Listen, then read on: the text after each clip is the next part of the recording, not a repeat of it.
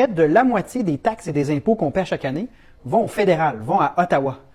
Et en échange de ça, on n'obtient presque aucun service de la part du fédéral. On pourrait choisir de récupérer ces 82 milliards de dollars envoyés chaque année là-bas et les rediriger vers les services qui sont essentiels pour nous, comme la santé et l'éducation.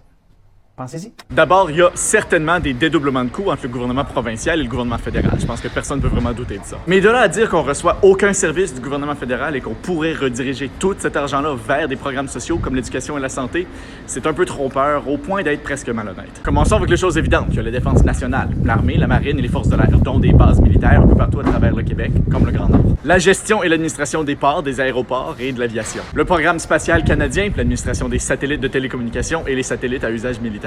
Les ambassades, les consulats et les services de diplomatie internationale qui vont beaucoup plus loin que les simples missions commerciales du Québec présentement. Le service de passeport, de douane et de poste frontalier qui serait pas juste avec les États-Unis maintenant, mais potentiellement aussi avec l'Ontario d'un bord et le Nouveau-Brunswick de l'autre. Et ça, c'est juste à l'international. En politique interne, il y a les services de gestion des ondes radio, par exemple, par le CRTC et les télécommunications. L'administration de la politique monétaire, la création de la monnaie et la supervision des banques. La liste est plus longue que ça, j'en passe, mais vous comprenez ce que je veux dire. Tout ça, c'est des choses qu'il faudrait que le gouvernement du Québec paye si on quittait la Fédération canadienne. Un État moderne peut pas exister sans ces services-là. Est-ce que le gouvernement du Québec pourrait faire tout ça pour moins cher que l'argent qu'on envoie au gouvernement fédéral? Peut-être, c'est certainement possible, mais il y aurait des choix sociaux à faire là-dedans. De là à dire qu'on reçoit aucun service du gouvernement fédéral et qu'on pourrait rediriger tout cet argent-là vers les programmes sociaux de notre choix, il y a un long pas de raisonnement à faire. Le débat que lance M. Saint-Pierre Plamondon là-dessus, c'est pas un mauvais débat à avoir. Il est parfaitement légitime. Mais il faut absolument l'avoir de façon rigoureuse et complète. Puis cette ligne de communication-là, elle l'est pas